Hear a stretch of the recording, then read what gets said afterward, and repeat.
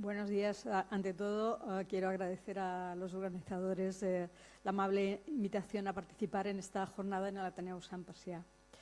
Y qué mejor para terminar la intensa mañana de estudio que un intermezzo musical para levantar los corazones. Para situar el tema, escogí el Salmo 81 y la imagen del rey David, como veis en pantalla. El rey que bailaba furiosamente ante su Dios y que tocaba cítara, arpa, adufes, sistros y címbalos. Es decir, el rey David era todo un poliinstrumentista. Y justamente hoy, fecha de San Juan de la Cruz, se impone recordar esta figura, el poeta de la música callada. Esa música interior divina que sentía y le reconfortaba cuando en 1575 estuvo encarcelado por las autoridades de su propia orden y cuya representación iconográfica con el tiempo contó con cada vez más instrumentos, como vemos, un reflejo también, podríamos decir, de cómo durante la época moderna la música en las órdenes religiosas adquirió cada vez mayor complejidad, sofisticación y riqueza instrumental. Paso pues a abordar un poco esta comprometida panorámica en uno de estos ámbitos que todavía no había sido recogido muchas veces en las órdenes religiosas. Contamos con algunos estudios brillantes estudios en la orden de San Jerónimo, alguna nómina de músicos jesuitas, algunos capuchinos, pero realmente es un trabajo que no se ha hecho en todas las órdenes. Tradicionalmente, la historiografía de las órdenes religiosas ha dedicado escasa o nula atención a la música, a pesar de que la música religiosa ha ocupado el mayor número de trabajos que se han emprendido acerca de la historia precisamente de la música española anterior a 1800. La musicología se había centrado casi exclusivamente en el estudio de los archivos y documentos catedralicios y en el modelo institucional musical de la catedral, a pesar de tener ya una temprana catalogación de archivos musicales riquísimos, especialmente de monasterios jerónimos o benedictinos. La especificidad monástica apenas había ocupado un pequeño lugar en la historia musical.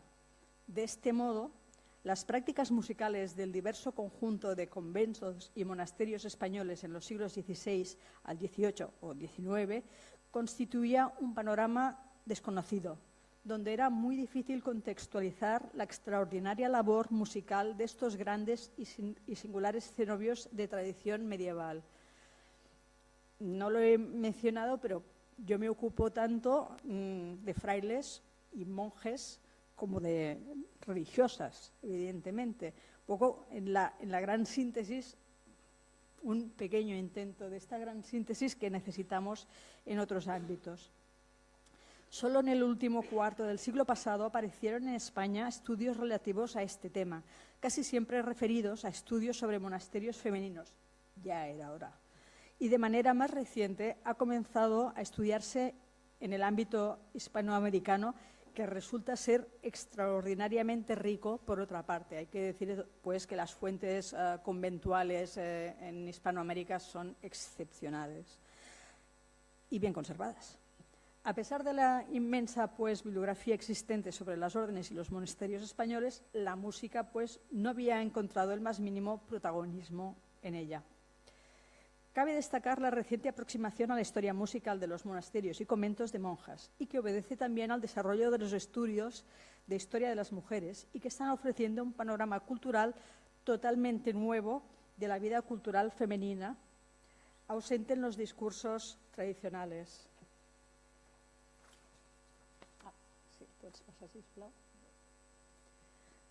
Hemos dejado al pobre San Juan de la Cruz aquí invisible.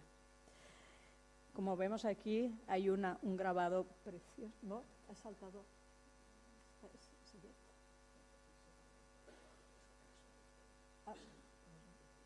Vale. Vale. Tornes, bueno, ¿te voy a pasar por aquí? bueno, de momento esto todavía no lo vamos a tocar. En definitiva, resulta preciso dar voz propia a los religiosos músicos españoles y resaltar los matices que personalizan las distintas instituciones dedicadas a la música religiosa en España. El escaso peso, pues, de esta música monástica en la musicología española puede verificarse en las obras generales sobre historia de la música española. Mientras capillas reales y catedrales aparecen citados con las aportaciones singulares de algunos frailes y monjes como compositores, su actividad musical en el contexto de la orden religiosa a la que pertenecieron no ha merecido prácticamente su atención. La actividad musical de los monasterios estuvo centrada en el canto, durante muchos años, en el canto monódico gregoriano o canto llano, y los estudios de musicología en las ciudades que se han desarrollado desde los últimos 25 años han permitido ampliar el enfoque al estudiar la música no de una institución particular, sino de una ciudad o un conjunto urbano. No han quedado más remedio que documentar, pues, las actividades desarrolladas en monasterios y conventos, tanto masculinos como femeninos, donde se producía y se consumía música según diversos mecanismos económicos y sociales, atendiendo también a la naturaleza de las distintas órdenes. Podemos, pues, dirigir nuestra atención a diversos aspectos de la producción musical, si tenemos en cuenta el lugar de la música en una orden religiosa concreta, el conocimiento que tenía del pensamiento musical, el estudio institucional de la música en un monasterio particular, la biografía de los músicos, las peculiaridades litúrgicas de cada orden, el papel desempeñado por los monasterios en la vida musical de una ciudad o en cuanto también al análisis del repertorio. A partir de aquí podemos catalogar o clasificar las diversas aportaciones e investigaciones que se han realizado. Y vamos a hablar de Trento. El concilio y la legislación postridentina establecieron que el canto llano era designado como verdadero y propio canto litúrgico. Y el canto figurado polifónico se reservaba solo, sobre todo, para el final de la Cuaresma y las solemnidades principales, mientras que el canto figurado homofónico o de estilo moderno solamente estaba permitido con ciertas restricciones eclesiásticas. Hay una gradación de la importancia y se reservaba uno u otro, pues, según el carácter más festivo. De todas maneras, a pesar de esta normativa que parece muy estricta, realmente a veces la excepción se convirtió en la regla. A nivel musical, pues, el Concilio de Trento marcó unas directrices generales que los obispos se encargarían de implementar o concretar localmente. Por ello, el proceso de recepción de las disposiciones conciliares se caracterizó por una importante diversidad. A grandes rasgos se insistió especialmente en desterrar todo aquello que dificultase o impidiese la inteligibilidad del texto. Evidentemente, en una alabanza hay que entender lo que se dice y la correcta comprensión de este. Y se rechazaron todos aquellos elementos profanos en el seno de las celebraciones. ¿Y qué se dijo en concreto sobre las órdenes religiosas? Pues realmente prácticamente nada. De hecho, se intentó contemplar la posibilidad de eliminar la polifonía en los conventos religiosos femeninos. Y en aquellos conventos sujetos al ordinario diocesano, donde el obispo tenía jurisdicción, se facultó a los obispos para examinar las cualidades artísticas de una novicia para el canto o la interpretación musical y poder autorizar así que se eximiese del pago de la dote. De hecho, desde la época bajomedieval asistimos a un prejuicio constante contra el canto femenino y que impregna no solamente las disposiciones oficiales de la Iglesia, sino la obra de moralistas como Diego Pérez de Valdivia, cuyas diatribas sobre tal efecto las sigue recogiendo de la misma manera el obispo Climent a finales del siglo XVIII. El estudio de la música monástica empieza a contar ya con diversos buenos trabajos y sólidos en el seno de las diversas órdenes y conventos, pero que dejaremos ya para un trabajo escrito más metódico. A pesar de ello, por ejemplo, no deja de resultar terriblemente paradójico que en dos de las más emblemáticas órdenes surgidas en España en plena contrarreforma, salvo los capuchinos, que estoy hablando de los jesuitas y el Carmelo Descalzo femenino y masculino, parece ser que los fundadores, Ignacio de Loyola y Teresa de Jesús, se caracterizaron en principio por un escaso interés en la música. Es conocida la frase jesuita non cantat. Bueno, eso habría que verlo. Evidentemente, San Ignacio disfrutaba también de la música, pero se opuso a la existencia del coro, porque basado en dos razones, ¿no? Para que se centraran en el estudio, no se distrajeran pues cantando en el coro, y debido a la extrema movilidad de los jesuitas siempre dispuestos a partir. Evidentemente, un coro requería una disciplina, unos ensayos que un jesuita siempre debía estar casi con la maleta hecha. Aún así, Pablo IV impuso a la primera congregación general de la Compañía de Jesús en 1558 la obligación de cantar el oficio divino. Y no deja de, y por tanto, para una orden que profesa un voto especial de obediencia al Papa, no deja de resultar curioso que volvieran a saltarse esta obligación y suprimiesen el coro. A lo largo pues, de la historia de la compañía se introdujo fuertemente también la música, especialmente en los colegios, también a través del teatro colegial jesuita y evidentemente la extraordinaria labor musical en las reducciones jesuitas de América Latina. En el caso del Carmelo Descalzo, que conozco un poco mejor, la cuestión radicaba en interpretar exactamente qué es lo que quería decir Santa Teresa o lo que pensaba acerca del canto, si se refería al canto llano, al canto con punto, sin punto o en tono. Más allá de esta disquisición que ha paralizado de alguna manera la investigación musical en el Carmelo Descalzo, resulta preciso ahondar en la normativa. Vamos a repasar un poco este tipo de fuentes a los que hay que prestar atención. A ver, aquí tenemos, por ejemplo, es interesante saber las reglas y las constituciones realmente dan muy poca información sobre el tema musical, pero en cambio se detallan mucho mejor en los ceremoniales, en los rituales, los procesionarios y sobre todo en los cambios legislativos internos de la orden que recogen innovaciones sustanciosas a nivel musical. Y este es un ejemplo, pues los ejemplos van a ser carmelitas. Aquí, por ejemplo, también vemos como las disposiciones, los cambios que se producen a nivel normativo tienen su reflejo en los cantorales. Ese cantoral de Lerma, precioso, recoge las nuevas directrices del canto que se produjeron en el capítulo general de 1687. Y aquí, en este último del otro extremo, es un cantoral copiado por una religiosa carmelita descalza a finales del 19, principios del 20. Por tanto, hay una tarea continua también de estos copistas conventuales, tanto mujeres como hombres. Otra fuente muy interesante para conocer no aquello que se recoge en los rituales y en los ceremoniales, que es la música dentro del canon de la orden, sino la excepcionalidad.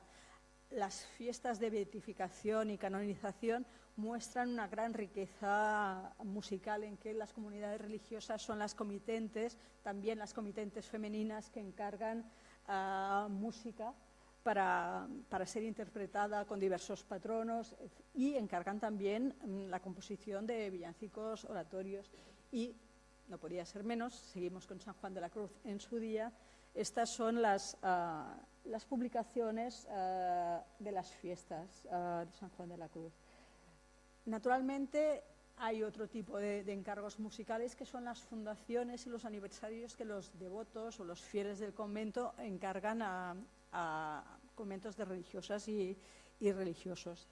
Y son encargos donde se solicita el canto femenino especialmente, y en el caso de los frailes, pues a veces se pide que venga la capilla musical de la localidad a cantarlo o que ese aniversario tiene que estar interpretado con al menos 3 instrumentos, es decir, dan mucha referencia al tema musical.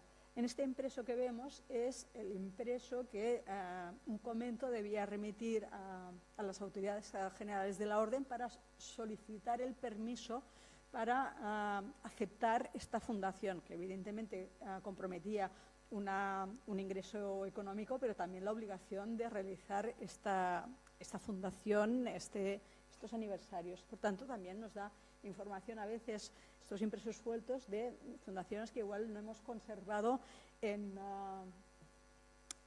los conventos. Modelos distintos de música, la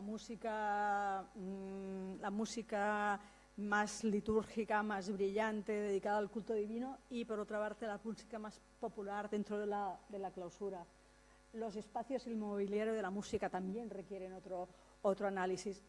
Estamos hablando de que necesitamos otras miradas, necesitamos miradas de gente del campo de la historia del arte, de la arquitectura, del mueble, de la filología.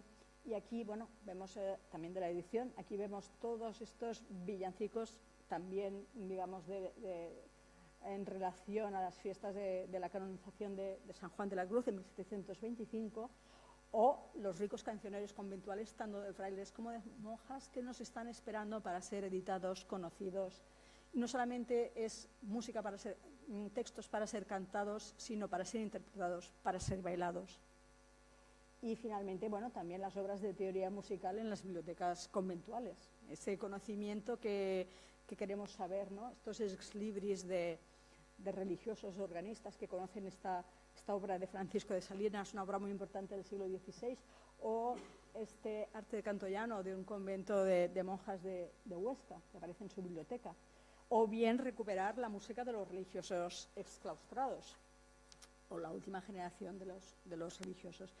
No me voy a extender en el tema de la exclaustración y la desamortización, porque todos tenemos claro que fue una gran pérdida de documentación, que hay que documentar estos religiosos que salieron de los conventos, que eso fue una pérdida no solamente para el patrimonio musical de las órdenes, sino de las escolanías que dependían en algunos casos de las órdenes religiosas o de las cofradías que se alojaban en las iglesias conventuales. Pero quiero llamar la atención muy brevemente sobre nuevas vías de estudios de la música conventual, ¿no? El proyecto Paisajes Sonoros Históricos que dirige Juan Ruiz Jiménez desde hace años, el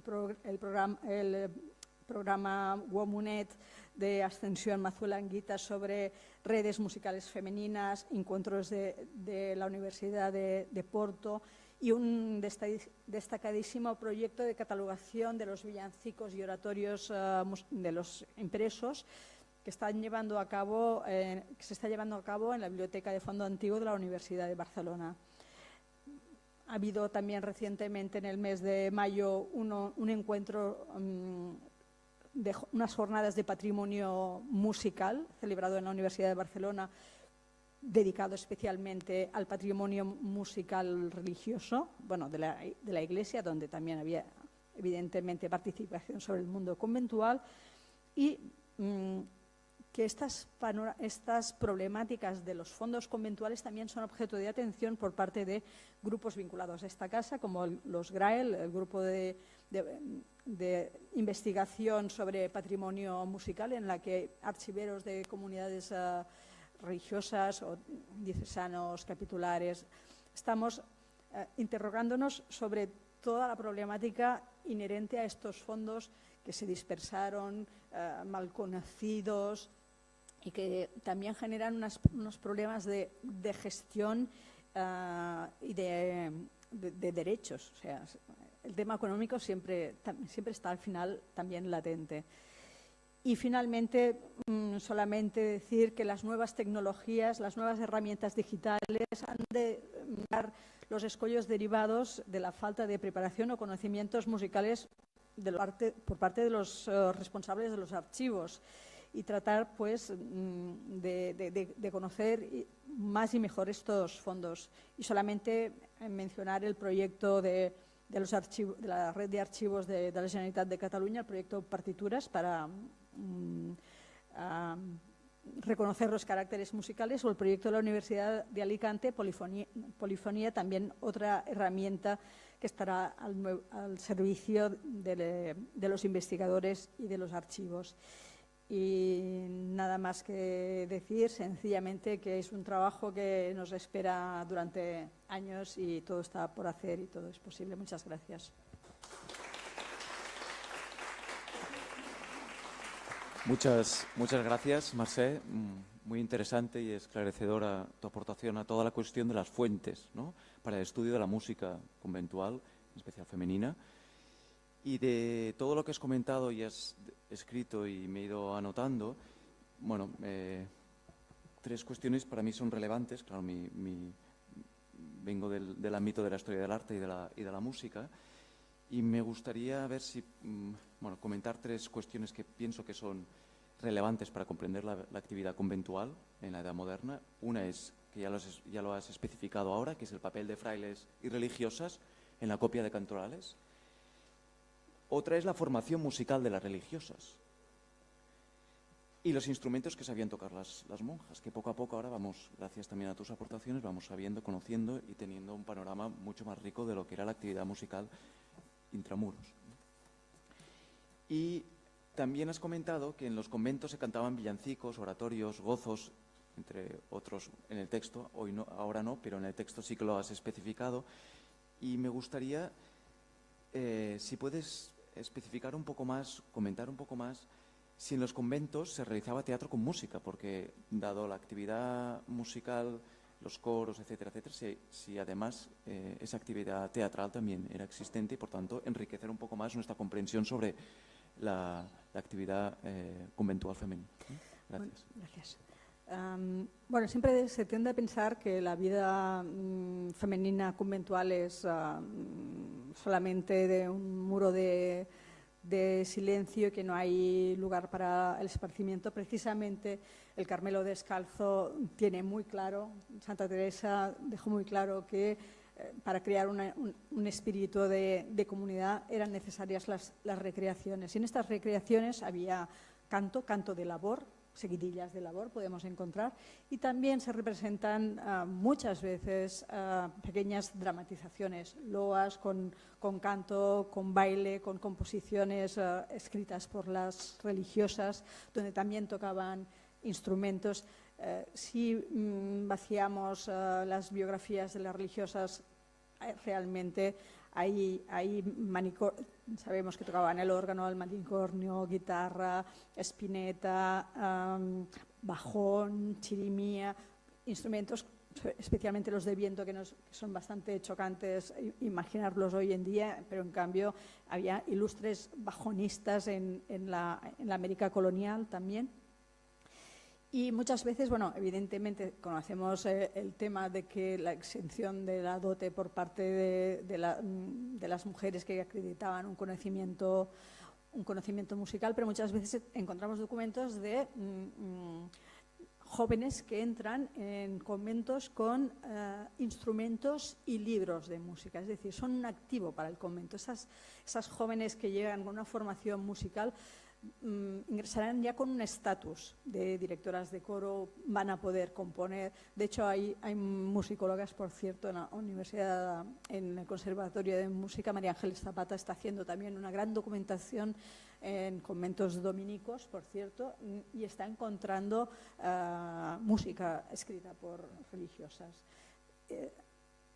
Hasta ahora no sabíamos, digamos, la magnitud no de la tragedia, pero realmente hay otro mundo realmente por descubrir. Y de hecho, el hecho de que se trate muchas veces de comunidades de clausura ha dificultado el acceso a los investigadores, y yo creo que también forma parte, digamos, de ese conocimiento a que esperamos acceder de una historia de las órdenes más integrativa, donde se facilite el acceso a los investigadores, combinándolo con el respeto a la vida contemplativa, conocer todas estas fuentes, exhumarlas, en el caso de la música, conocerla, editarla, recrearla. Un poco, no sé si contesta un poco a vuela pluma todo lo que me has dicho. Sí, bueno, nos daría para mucho más el tema, pero Claro, la música no solo se escucha en los conventos, sino también fuera muros. Es decir, la gente se agolpaba, ¿no?, fuera de los conventos, escuchar, ¿no?, a las religiosas. De hecho, procesiones que cambian el recorrido para pasar justo por al lado de un convento para que canten las religiosas desde dentro, ¿no?, y dar un poco de cobijo musical a esa procesión. Es decir, que la vida urbana sin esas actividad musical cuesta comprender, ¿no? Bueno, de hecho, el canto femenino tan denostado por los moralistas contaba con muchos aficionados. Es decir, hay una guía de Barcelona de mediados del siglo XIX que recomienda como uno de los atractivos de la ciudad, donde cualquier viajero tiene que tener en cuenta, es asistir al canto de las Carmelitas Descalzas de Barcelona, las mejores voces de Barcelona, o sea, como primadonas. Conocemos el nombre de algunas tiples del convento de Los Ángeles que tenían realmente muchos seguidores devotos. Y de alguna manera también el misterio de las voces femeninas que se oían tras la celosía del coro. Quienes tengáis ocasión, hay una exposición sobre la música en la Barcelona del siglo XVIII en el Museo Diocesano de Barcelona, donde hemos intentado recrear ese coro conventual de las monjas, esas voces femeninas que se asemejaban a las voces celestiales, para dar un poco a conocer esta parte, digamos, de la historia de la música que quedaba como más velada y que realmente en el hecho urbano es muy importante. Hay un magnífico libro excepcional de Ascensión Mazula Anguita sobre la música en los conventos de Barcelona, sobre todo más centrado en la primera edad moderna, pero es un ensayo fantástico y que nos da esta perspectiva también comparativa de diversos conventos de diversa orden en una misma ciudad. La música que se hace dentro, fuera, las capillas de música, había 3 o 4 capillas de música con un ranking diferente también de precios. O sea, aquí la mejor es la catedral, luego están la capilla de Palau, Santa María del Mar, el Pi. Entonces, según presupuesto, puedes aspirar a contratar una capilla u otra. Muchas gracias, Mercè. ¿Alguien quiere aportar alguna reflexión, pregunta?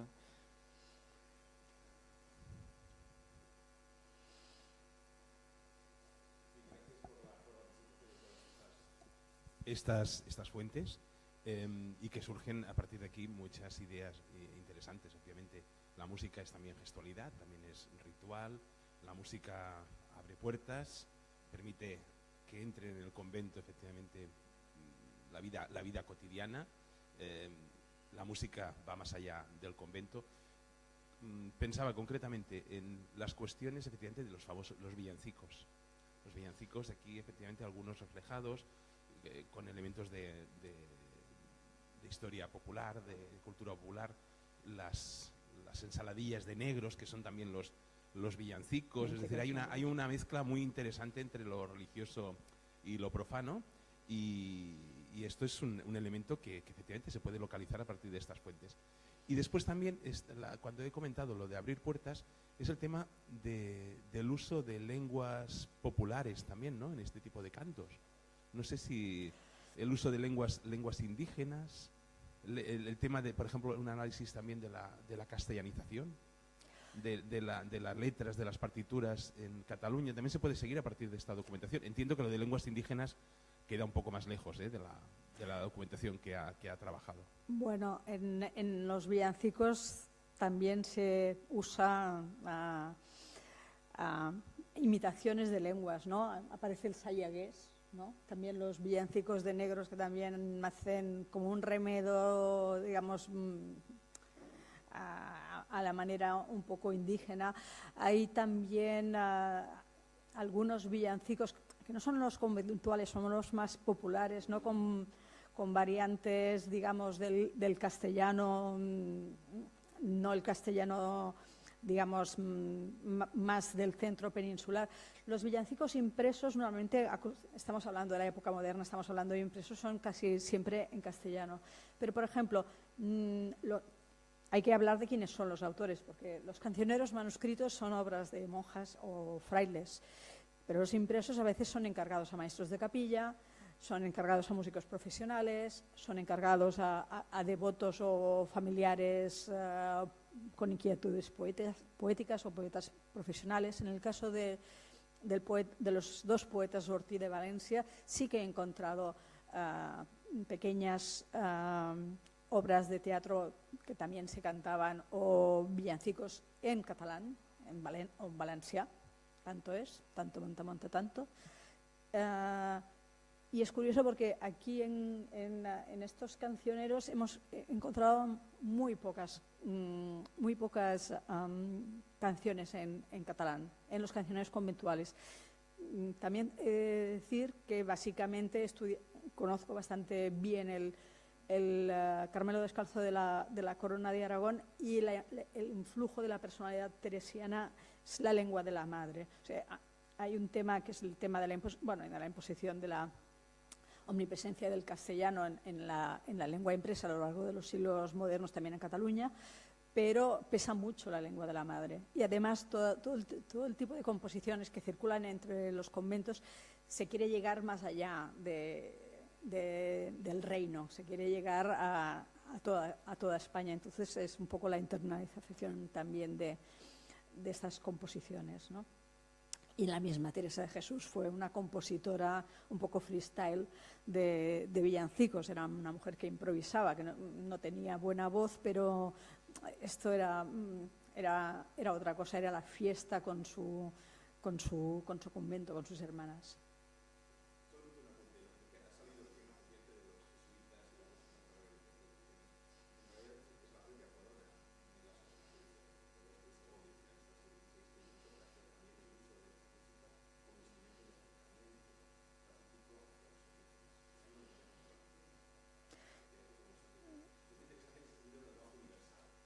Un lenguaje universal y todo lo sensorial, digamos, que llega quizá con menos carga de imposición que un discurso eclesiástico, catequético. Sí.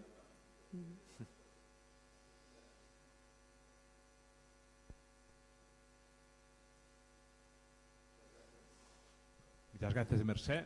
Cuando estuvimos la apertura de la exposición, realmente aquello... Cuando hablábamos de música en la Barcelona del siglo XVIII conventual, aquello era, parafraseando a Marcello, el teatro a la moda, propiamente. Y después de considerar mucho el tema de por qué en órdenes en que evidentemente en el mundo masculino también hay música, en los conventos masculinos hay música porque se ve en los libros de economía, ¿de acuerdo? Y por qué en el mundo femenino parece que se conserva más y en el mundo masculino, o al menos dominicano, parece que siempre había silencio. Yo creo que también entra un punto lo que da reputación a una celebración. Es decir, en el mundo dominicano sería el predicador. ¿Qué predicador fue? Sería, evidentemente, todo como se decora una capilla. Ahí uno sabe también qué tipo de dinero se gasta. Las conclusiones teológicas que se van a acabar en aquel momento, etcétera, etcétera, y al final uno sacando cuentas y sabiendo qué capilla fue, se sabe que también se pagó la mejor capilla de Barcelona, en muchos casos.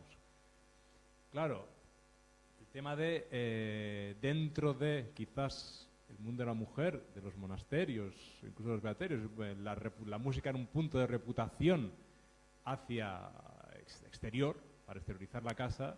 En el mundo masculino había otros puntos donde canalizarlos, no olvidando la música, pero sí donde poner el acento histórico que hoy en día se conserva la fuente.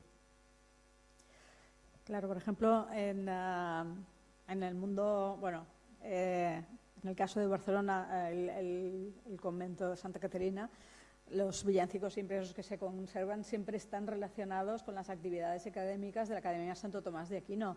Y en el tema de los jesuitas, pues a las celebraciones marianas, también pues de la iglesia de Berlín. Claro, siempre hay que buscar el comité, quién paga y por qué, ¿no? ¿Por qué tenemos tantos villancicos femeninos, ¿no? Porque ¿lo pagaban los conventos? No, lo pagaban las familias de las monjas, quien se hace cargo de la impresión de estos villancicos, de encargar el compositor y de pagar a los músicos que se desplazaban. Y evidentemente es como una ceremonia donde la novicia, que se convierte en religiosa y celebra sus esponsales con Cristo, en ese momento la familia quiere honrarla y tener esa notoriedad social. Por tanto, adquirirá más notoriedad social la hija y por ende la familia, conforme ese culto tenga más boato en esa ocasión. Solamente he encontrado en el caso de los carmelitas descalzos una profesión masculina con villancicos. Lo que pasa es que no deja de ser sorprendente. Bueno, lo que no sorprende es que precisamente el novicio para la cual se le dedica esos villancicos a la profesión, creo que es el sobrino del que es en ese momento el provincial, que luego será también general de la orden, un alemán de Escallar. Por tanto, es ese afán de dar esta notoriedad. Por tanto, no solamente está el mundo litúrgico, el mundo dentro de la clausura, de la recreación, sino que también hay una proyección social de esa música que se celebra en las iglesias conventuales. Sí, como elemento de prestigio, ¿no? Sí, sí. Sí, hay más preguntas, me parece. ¿No? Bueno, pues acabamos por esta manera. Sí, me parece por ahí. Por allí. El bancal tercero.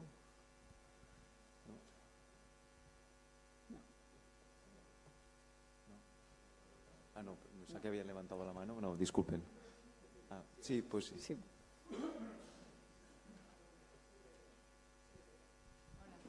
Hola, muchas gracias a ambos. Tendría varias preguntas, pero tengo poco tiempo, entonces voy a hacer una muy específica, muy breve a Mercè Gras, porque tengo más, pero bueno, esta es una. Relacionado con un tema que estoy trabajando y con lo que has presentado, luego ya hablaremos privados y eso. ¿Has encontrado o conoces en algún cantoral que incluya alguna especie de pequeño tratado musical al final o de teoría musical, como parte de, bien sea un antifonario, un gradual, o sea, un libro de coro? No. Por ejemplo, es curioso porque el ritual que corresponde a la reforma del programa musical de la Orden, de 1788-89, porque son 3 volúmenes, incluye todas las circunstancias cantables en la vida de la Orden, ¿no? Y hay una introducción musical que da cantidad de información. Este ritual también encontré el otro día que había un artículo muy interesante también en la revista Nasarra, que no conocía, por cierto. O sea, hay que hablar de lo que uno aprende preparando ponencias. Y en este ritual que se encargó a un carmelita calzado, todo el tema de la teoría musical, porque de hecho los carmelitas calzados eran un poco más modestos, como los capuchinos, aunque se quitaron del órgano también los capuchinos, pero los que sabían de música eran los carmelitas calzados, los de la antigua observancia. Y se le encargó pues, este ritual que cuenta con una gran riqueza explicativa sobre cómo hay que ensayar, todo el tema de las circunstancias musicales, toda la teoría que necesitaban. Pero en cambio, en los cantorales no he encontrado ninguna adenda sobre el canto, sobre teoría musical. Sí que quería reseñar que en el cantoral que he comentado antes, que era copiado por una religiosa, la historia es preciosa y la digo brevemente. Hay una nota en ese cantoral donde se indica que esta religiosa que profesó en las Carmelitas Descalzas de Tarragona a finales del siglo XIX, era una chica muy pobre de Vinaròs, en Castelló, y que su familia no tenía ningún recurso económico. de hecho iba descalza por todas partes. Y el párroco de su pueblo, el párroco de Vinaròs, le enseñó música a partir del Salve Regina. Con esos pequeños rudimentos musicales, esta joven, pobre, humilde, sin mucha preparación, pudo acceder al cargo de organista conventual del convento de Tarragona, porque pudo acreditar, y evidentemente su familia no podía sufragar la dote, pudo acreditar este conocimiento y profesar en la orden del Carmelo Descalzo. Por tanto, no he podido responder a tu pregunta, pero te he regalado esto. Gracias. No, ya hablaremos después. Es que, ya hablaremos, porque yo encontré un brevísimo tratado teórico musical en un último folio de un gradual, y me preguntaba hasta qué punto este tipo de adicciones, o no, porque está escrito parece prácticamente a la vez, en este tipo de libros corales, ¿era habitual o es raro encontrar este tipo de...? Pues no lo sé, porque ahora, a partir de ahora voy a hurgar en todos los... Claro, el problema es cuando a veces lo digitalizan, a veces sabemos que no se hace bien, o en las descripciones incluso del libro no aparece mencionada, que en este caso sí que aparece brevemente, pero a veces yo me he encontrado casos en los que en el archivo la descripción que tienen del libro X, el que sea, no menciona todo, no menciona lo que aparece en los márgenes. Y a raíz del descubrimiento de esta fuente, que es desconocida hasta ahora, me preguntaba hasta qué punto esto era habitual o es una rareza de este gradual. Es un gradual de las cistercienses del Orgao, para el caso, y pronto se publicará un artículo sobre ello, pero es una fuente musical, de teoría musical, que es desconocida hasta ahora. Y bueno, estaba intentando encontrar más ejemplos de este tipo, pero bueno, ya hablaremos. Bueno, supongo que cuando buscas, encuentras.